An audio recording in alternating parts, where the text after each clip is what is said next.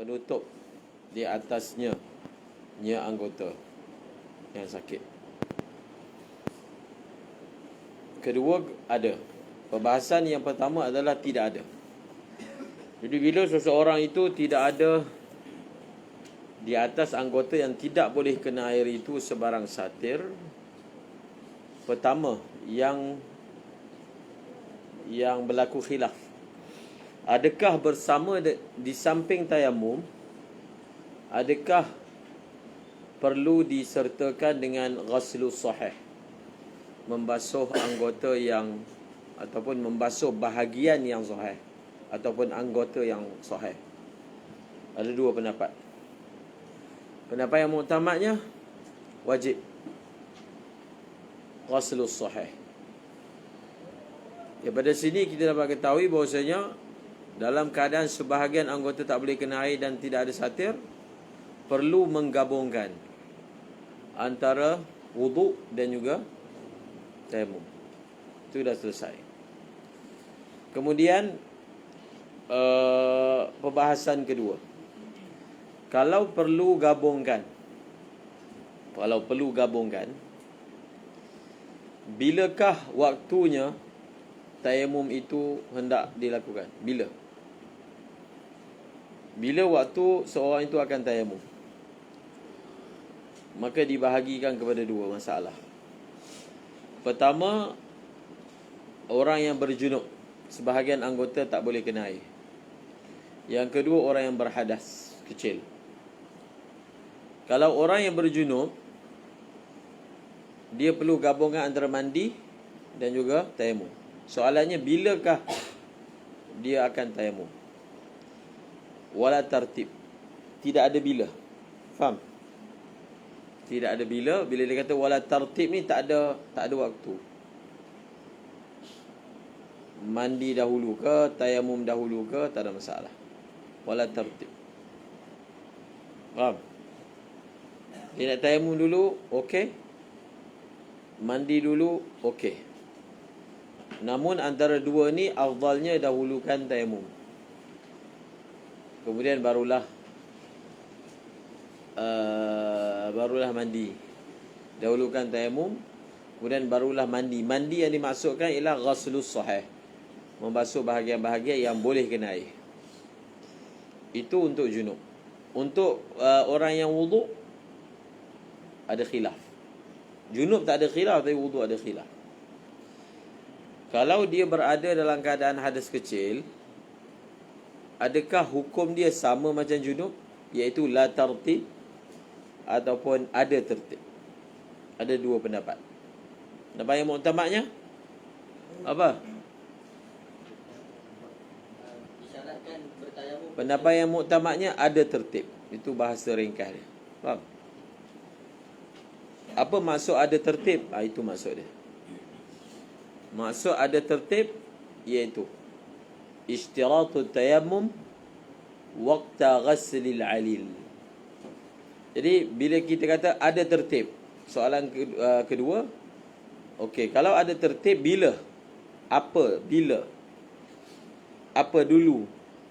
Wuduk dulu ke? Tayamum dulu ke? Apa? Bila? Itu jawapan dia. Ishtiratut tayammum waqta ghaslil alil menurut pendapat yang asah. Ia ada tertib, ada waktunya, iaitu hendaklah tayamum itu dilakukan ketika membasuh anggota yang sakit. Faham? Maksudnya kalau anggota yang sakit yang tak boleh kena air itu kaki, dia hanya sah tayamum ketika sampai waktu basuh kaki. Faham? Kalau kaki itulah al-alil, al-udhul alil. Kalau tangan dan lain-lain. Faham? Bila tayamum waqta ghaslil alil. Tetapi apabila tiba waktu ghaslil alil tu, contohnya kaki lah, tak ada tertib. Faham? Tak ada tertib. Maksudnya dia boleh basuh kaki dulu baru tayamum, atau tayamum baru basuh kaki. Tak ada tertib. Tertib secara keseluruhan ada, tapi tertib secara tafsil tak ada. Secara keseluruhan tu maksudnya dia hanya boleh tayamum ketika sudah tiba waktu basuh kaki. Apa maksudnya? Iaitu setelah diselesai sapu kepala. Kalau dia belum selesai sapu kepala, dia basuh kaki, dia tayamum, tak sah. Tapi kalau dia dah sapu kepala, dah tiba waktu basuh kaki, antara tayamum dengan basuh tu tak ada tertib. Tak ada tertib yang wajib. Afdalnya tetap sama. Afdalnya apa? Tayamum dulu. Kalau dia tayamum dulu, maka kan ilat dia tadi, kenapa tayamum dulu lebih afdal? Supaya air menghilangkan kesan tanah kan. Tapi masalahnya kaki. Kalau dia tayamum dulu pun dia basuh kaki, basuh muka. Betul tak? Dia basuh kaki dulu. Dia basuh kaki dulu baru tayamum. Dia dahulukan yang asal. Faham? Bukan ilat dia supaya air menghilangkan kesan tanah sebab kaki. Yatayammamu mata sya'ah. Yang ni pendapat yang kedua. Pendapat kedua kata bebas. Kalau dia balut luka di kaki pun dia tayamum dulu. Dia tayamum dulu baru basuh muka. Ini pendapat yang kedua. Muqabil kepada asah.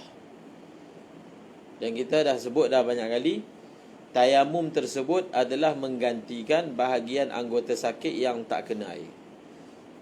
Seperti mana tayamum boleh menggantikan 4 anggota, langsung tak ambil wuduk, tayamum je. Maka tayamum juga boleh menggantikan sebahagian anggota, iaitu kaki saja. Contoh. Seterusnya,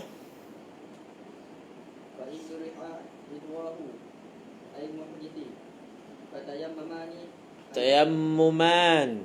Fatayammumani 'ala al-asahi al-madhkur wa 'ala al-sadi tayammumun wahidun wa kullu min al-yadaini wa rijlaini ka'udwin wahidin wa yundabu an yuj'ala kullu wahidatin ka'udwin.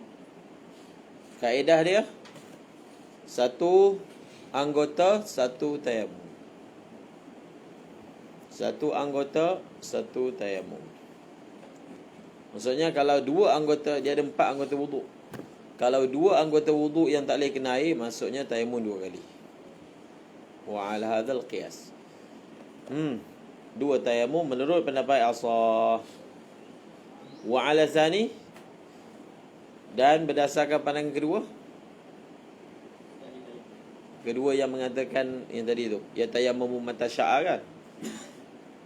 Pandangan kedua yang mengatakan dia boleh tayamum bila-bila masa, atas pandangan itu benak dia, maka memadai satu sahaja. Walaupun berapa pun anggota yang luka tak boleh kena air, memadai satu tayamum. Lagi, wa kullun, Dan setiap daripada 2 tangan dan 2 kaki seperti satu anggota. faham? Kalau 2 kaki yang tak boleh kena air, satu tayamum cukup. Sebab 2 kaki dikira satu anggota. Kita belajar kaedah ni dalam wuduk. Kaki, tangan kanan dengan tangan kiri dikira satu anggota. Dikira satu anggota. Maksudnya, apa maksud dikira satu anggota? Dia tidak ada tertib yang wajib. Sunat ada, wajib tak ada. Sunat adalah, tertib sunat tu maksudnya basuh tangan kanan dulu, baru basuh tangan kiri dalam wuduk. Tertib wajib tak ada. Dia ada sebagian orang salah faham. Dia kata kalau satu orang dia basuh tangan kanan tak sempurna, lalu dia basuh tangan kiri. Dia basuh tangan kanan separuh, basuh tangan kiri. Lepas tu tangan kanan habiskan, tangan kiri. Dia kata tak sah ambil wuduk macam tu, kerana tak ikut tertib. Jadi tak betul lah. Kerana apa? 2 tangan ni dia tak ada tertib wajib. Tertib sunat ada. Dia tak dapat pahala sunat menganan. Itu betul lah. Wuduk dia tak sah, tak betul. Faham? 2 tangan dikira satu anggota. Seperti mana orang yang junub, seluruh tubuh orang yang junub satu anggota. Faham? Satu. Seluruh tubuh satu anggota. Maksudnya tidak ada mana-mana anggota yang wajib didahulukan berbanding yang lain dalam mandi junub. Tak ada. Sunat ada, wajib tak ada. Okey? Seterusnya. وإن كان بالعمد ساتر كجبيرة لا يمكن نزعها بأن يخاف منه محظور مما سبق وصل الصحيح ويتيمم كما سبق لما فيه من الخلاف وما يترتب عليه من المسائل السابقة. Dan jika anggota itu ada penutup. Wa in kana tam. Wa in kana ay wa in wujida satir. Faham? Masalah sebelum ni, ini pecahan kedua. Buat pecahan sendiri. Boleh gambar hitam. Tidak ada satir. Lam yakun alaihi satir. Yang kedua, wujida satir ataupun kana satir. Wujida satir, ada satir. Ini yang kedua. Yang pertama dah selesai. Jadi macam tu cara kita hafal. Pecahkan satu persatu dan susun supaya minda kita hafal secara tertib. Kalau kita tidak susun dulu, susah nak hafal. Faham? Ada satir, tidak ada satir, apa perlu dibuat? Bila bahagian anggota yang tak boleh kena air itu tiada satir, berapa perkara orang itu perlu kena buat? Pertama, dia hendaklah membasuh anggota yang sahih. Faham? Yang kedua, hendaklah dia tayamum. Dan tayamum itu hendaklah dilakukan ketika tiba bahagian anggota yang sakit tersebut. Dua perkara saja yang dia kena buat. Itu kalau tiada satir. Kalau ada satir, tambah lagi. Wa in kana bil udwi satirun. Contoh, Seperti pembalut yang tidak boleh menanggalkannya. Kajabirah. Seperti jabirah. Contohnya jabirah. Jabirah ke lasiqah ke, ikutlah. Itu just nama-nama pembalut je. Ada balut jenis pelekat, ada balut jenis balut, ada jenis balut jenis pin. Tak ada masalah. Pin ke, lekat ke, yang penting dia tutup bahagian tu. Jadi jabirah ni dia pecah kepada dua. Ada jabirah yang yumkinu naz'uha, boleh cabut. Yang kedua, tak boleh cabut. Jadi penutup yang boleh cabut dulu kita ambil. Yang dalam kitab ni sebut tak boleh. Yang boleh cabut. Apa maksud boleh cabut? Ketika nak ambil wuduk, kita boleh cabut, boleh tanggalkan. Jadi bila penutup tu boleh ditanggalkan, hukum dia tu akan jadi sama macam masalah nombor 1, iaitu seperti tak ada penutup. Faham? Dia punya jabirah tu boleh tanggal, maka wajib tanggal ketika ambil wuduk. Faham tak? Wajib tanggal. Jadi kalau wajib tanggal ketika dia ambil wuduk, dia punya masail dia sama macam yang pertama tadi lah. Seperti tak ada jabirah. Sebab masa nak ambil wuduk, benda tu tak ada, dia tanggal. Maka segala hukum yang kita dah bahas sebelum ni, itulah hukum yang akan dibuat oleh orang yang berjabirah yumkinu naz'uha. Faham? Sebab itu dalam matan dia tak sebut yang yumkin tu. Sebab yumkin dia akan jadi sama macam masalah sebelum ni. Bahkan hukumnya wajib dia tanggalkan. Dia jabirah ni, bila disebut je jabirah ni dia ada dua jenis. Jabirah. Bukan. Kenapa masalah jabirah ni diasingkan? Kerana jabirah yang menutup anggota itu, dia ambil bahagian yang tak sakit. Betul tak? Bila kita balut, kita bukan hanya ambil bahagian yang luka, kita juga terpaksa ambil juga bahagian yang tak luka. Dia panggil apa? Mengambil bahagian yang sahih. Jadi kalaulah orang tu dia pelekat jabirah tu tepat atas luka, dia langsung tak ambil bahagian yang sahih, dia punya masalah dia akan jadi sama macam masalah sebelum ni. Faham tak? Tapi tak adalah orang buat kan. Dia potong betul-betul atas luka je. Dia masalah jabirah ni dia berbangkit sebab di bawah pembalut tu ada anggota yang tak sakit. Faham tak? Di bawah tu ada anggota yang tak sakit. Dipanggil ya'khudhu minas sahihi qadral istimsak. Dipanggil apa? Qadral istimsak. Mengambil, pembalut itu mengambil daripada bahagian yang sahih kadar yang diperlukan untuk ikat. Di situ yang masalah jabirah ni bertambah hukum dia. Faham tak? Jadi kamu boleh senaraikan, di atas anggota langsung tak ada pembalut. Di atas anggota ada pembalut tetapi ditanggalkan ketika ambil wuduk. Maksudnya boleh tanggal. Nombor 2. Di atas anggota ada pembalut, tak boleh ditanggalkan, namun pembalut itu tidak mengambil lebih daripada bahagian yang sakit. 3 ni dia duduk dalam satu kumpulan. Faham? 3 surah ni dia duduk dalam satu kumpulan, maksudnya hukum dia sama. Faham hukum dia sama? Apa maksud hukum dia sama? Apa yang orang tu perlu lakukan sama je. Faham? Iaitu membasuh yang sahih, tayammum. Bas.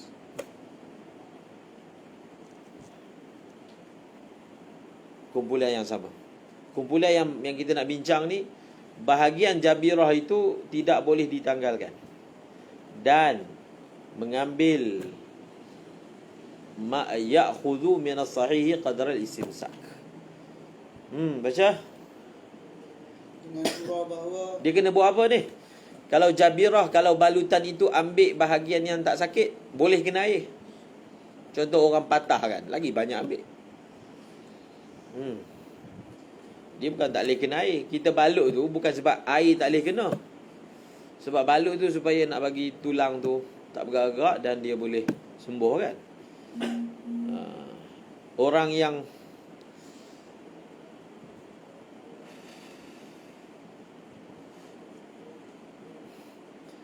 masuk air, denggi. Jadi dia akan masukkan dan dia akan letak plaster kan. Jadi plaster tu, dia bukan plaster atas luka. Dia plaster tak nak bagi jarum tu bergerak. Betul tak? Okey. Seterusnya, jadi apa perlu dia buat? Maka dia membasuh anggota yang sihat dan dia bertayamum. Sama. Yang ni sama. Tapi dia ada tambahan lagi. Sekadar ni sama. Orang yang mana atas badan dia, atas anggota dia yang tak boleh kena air tu, ada balutan seperti yang disebutkan. Apa dia kena buat sama macam sebelum ni. Untuk 2 ni lah. Tapi dia ada tambahan lagi. Membasuh anggota, mengenakan air pada anggota yang tidak berbalut, yang sihat, dan dia tayamum. Sama. Tayamum seperti sebelum ni, maksudnya apa sajalah. Dia kena tayamum bila, macam mana, itu semua sama. Bima fihi, baca.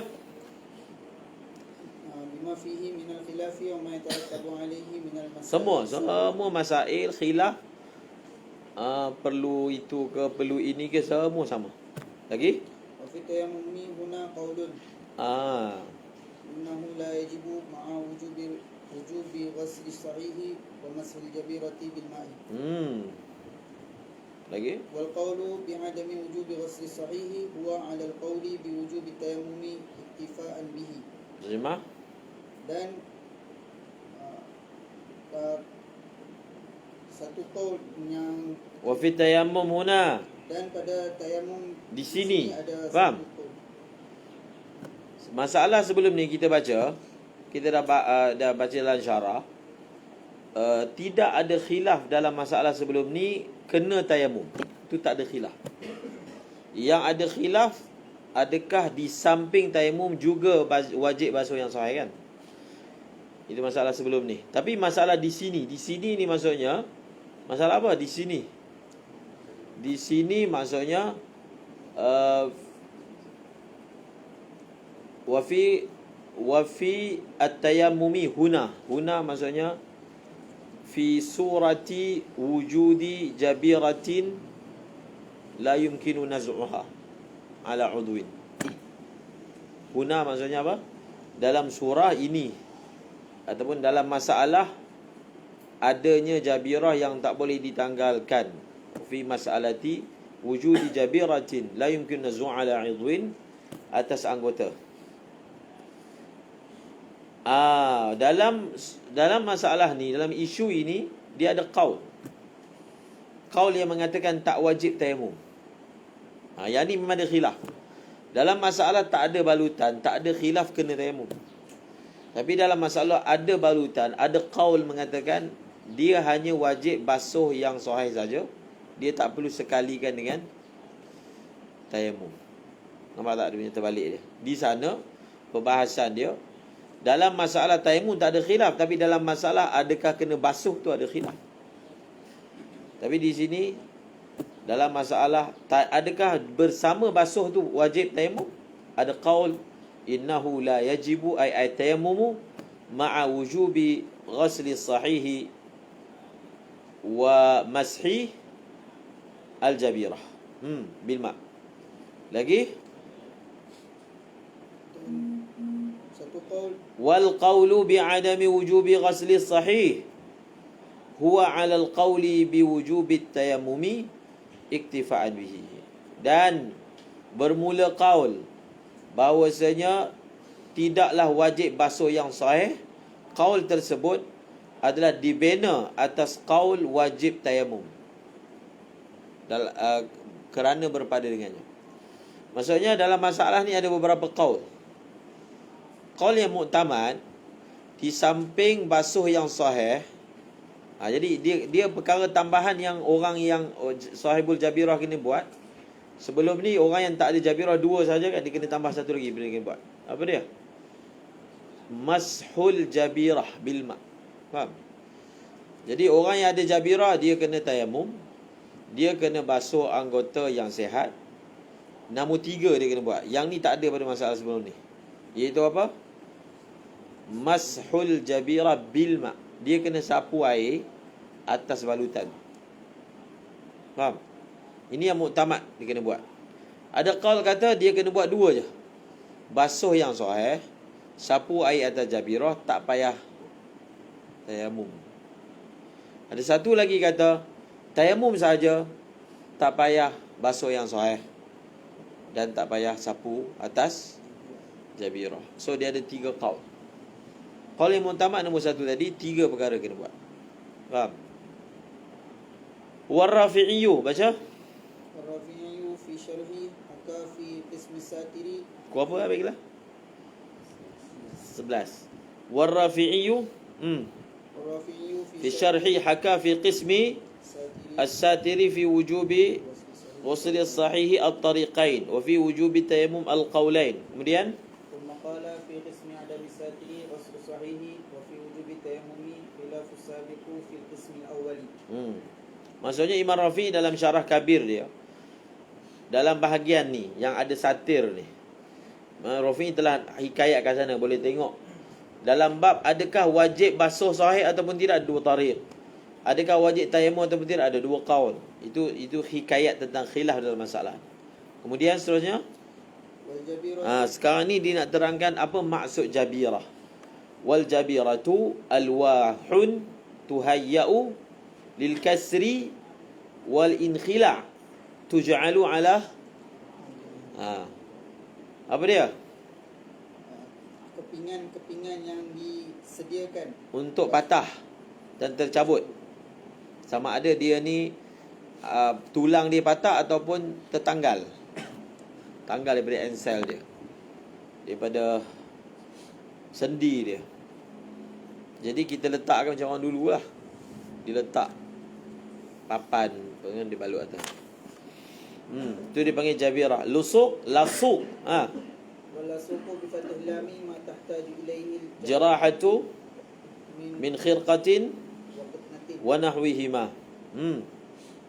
وله ولمحله حكم الجبيرة ومحلها فيما تقدم وما سيأتي. Okay.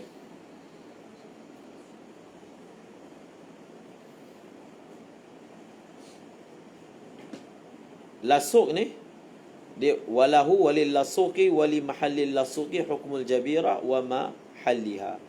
Faham? Semua. Lasuk ni balutan atas luka. Balutan atas luka, balutan atas patah. Atas dia ni apa? Ada hukum jabirah. Segala hukum itulah dia. Okey. So maknanya di sini kita dapat faham balutan itu dia bukan hanya khusus macam orang patah kan. Dia bukan anggota dia tak boleh kena air. Orang patah boleh kena air. Betul tak?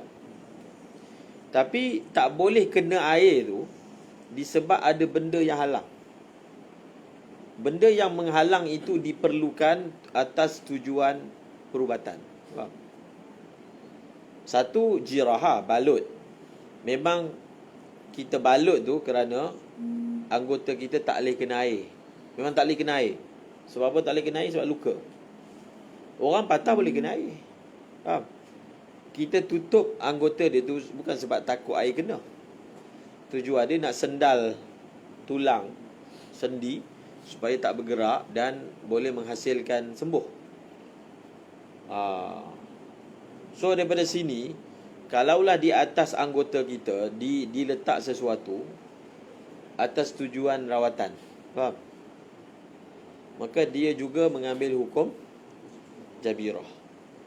Sesuatu itu diletak bukan nak halang air, tapi atas tujuan rawatan. So mungkin boleh diambil juga sebab berbangkit masalah yang tadi itulah. Orang masuk air, faham? Bila masuk air, kita letak jarum. Jarum tu kalau tinggal macam tu je, tak ada letak stapler, tak apa, selotip, plaster, selotip pula. Letak plaster, dia bergerak lah tanggal. Tapi benda itu diletak bukan kerana tangan kita tak boleh kena air. Tapi bila letak tak kena air. Maka dia akan jadi hukum orang yang kena denggi tu. Bila dia nak ambil wudu, dia pakai masalah ni. Faham? Dia akan jadi masalah dia sama macam masalah apa? Sahibul jabirah. Faham tak? Samalah apa dia kena buat, begitulah. Wa yajibu. Banding Ustaz apa? Fauzi ada? Ada tadi, nampak? Seterusnya. Bismillahirrahmanirrahim. Wa yajibu ma'a dhalika mashu kulli jabiratihi bima'in isti'malan lil ma'i ma amkana. Dan wajib bersama demikian Ma'adhalika ni ma'a ma dhukira minat tayammum wa ghaslis sahih. Faham? Ma'adhalika maksudnya apa? Ma'at tayammum wa ghaslis sahih. Wajiblah bersama yang demikian itu, yang demikian apa? Tayammum dan juga basuh yang sahih. Dia tambah lagi dia kena buat. Apa dia? Dia menyapu dia menyapu keseluruhan balutannya dengan air. Keadaan dia menggunakan air itu semampu mungkinnya. Kerana hal pula. Kerana menggunakan air semampu mungkin. Waqila ba'daha kal khuffi. Dan satu qaul yang dhaif, satu wajah yang dhaif mengatakan wajib bersama demikian. Waqila ba'dhiha, bukan ba'daha, ba'dhiha. Ai waqila yajibu ma'a dhalika mashu ba'dhiha. Baca ba'dhiha tu. Maksudnya waqila ba'dhiha ai yajibu ma'a dhalika mashu. Jadi kenapa? Ini yang banyak tu kita kata. Jabirah banyak benda kena buat. 3. Basuh yang sahih, tayamum, kemudian sapu air atas tu. Jadi kalau nak terangkan dengan mudah macam ni lah. Dia kena buat 3 perkara. Pertama, bahagian yang boleh kena air, wajib kenakan air. Yang kedua, ketika sampai waktu balutan, tayamum. Dan menyapu air. Ada khilaf dalam mazhab Syafi'i, sapu air tu adakah di atas seluruh balutan yang di bawahnya anggota wajib ataupun sebahagiannya. Muqabil sebahagian. Muktamad seluruh. Seluruh tu yang dimasukkan seluruh tu iaitu bahagian balutan yang di bawahnya ada anggota wajib. Faham? Kalau dia balut sampai sini, dia tak perlulah sapu air sampai atas ni. Faham? Atas ni bukan bawah dia ada. Ada apa? Kalau kaki balut sampai betih, sekadar sampai buku lali je. Tak perlu sapu air sampai lajak ke atas. Faham tak? Okey, kenapa? Kenapa dia kena sapu lagi? Dia dah tayamum kan? Apa faedah sapu air atas tu?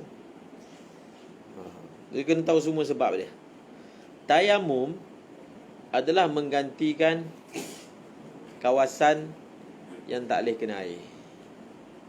Sapu atas itu, sapu tu tujuan dia adalah kerana balutan itu telah mengambil qadral istimsak. Dekat bawah dia nanti. Maknanya kalau orang tu dia luka dan dia tampal tepat-tepat atas luka je, langsung tak ambil bahagian yang sihat, langsung tak ambil. Maka ketika dia ambil wuduk, dia tak perlu sapu air atas balutan. Faham? Tak perlu. Dia wajib sapu air atas balutan kerana ghalibnya balutan akan mengambil bahagian yang boleh kena air. Tapi dibenarkan ambil kerana ia diperlukan untuk mengikat balutan. Maka tayamum yang dibuat adalah untuk cover luka. Sapu air atas balutan adalah untuk cover bahagian sahih yang telah diambil tersebut. Faham? Jadi bila kita tahu ilat dia, kita lah bila kena buat, bila tak kena. Tak kena buat. Wala yata'aqqatu mashuha. Wala yata'aqqatu mashuha. Dan sama. Sama macam tadi. Bila sampai waktu membasuh alil tu, dia tak ada tertib. Jadi kan kita kata orang yang sahibul jabirah kena buat 3 perkara. 3 perkara ni tak ada tertib. Faham? Tak ada tertib. Dia nak sapu dulu, kemudian tayamum, kemudian basuh yang sahih. Boleh. Basuh yang sahih dulu, tayamum, kemudian sapu, boleh. Semua boleh. 3 tu tak ada tertib. Faham? 3 tak ada tertib. Itu maksud wala yata'aqqatu maksud. Seperti mana tidak ada tertib antara tayamum dengan ghusl sahih, tak ada tertib. Bila tambah satu lagi yang nombor 3 pun tak ada tertib. Secara tafsil, secara umum ada tertib, iaitu dia hendaklah dilakukan ketika waqta ghuslil alil. Yang tu ada. Bila dah sampai waktu tersebut, 3 perkara itu boleh dibuat bila-bila. Maksudnya tanpa urutan yang wajib. Wala yata'aqqatu mas'uha wa yamsahul junubu mata sya'a. Jelaslah orang junub lagilah. Wal muhdithu waqta ghaslil alil, macam dah sebut tadi. Wahtaraza bima 'anit turab. wahtaraza bima'in 'anit turabi. Wallahu a'lam. Fala yajibu mashuha bihi idza kanat fi mahalli tayammum. Dia tak perlulah. Sekarang ni dia balut kat tangan. Jadi dia tayamum. Jadi masa dia tayamum, dia kena sapu tanah atas balutan tu ke? Faham? Tak perlu. Sapu tanah atas balutan tak perlu. Kalau dia punya separuh tangan je ni, dia tayamum, dia sapu tanah dekat bahagian yang tak ada balut sahaja. Yang ada balut memadai disapu air, tak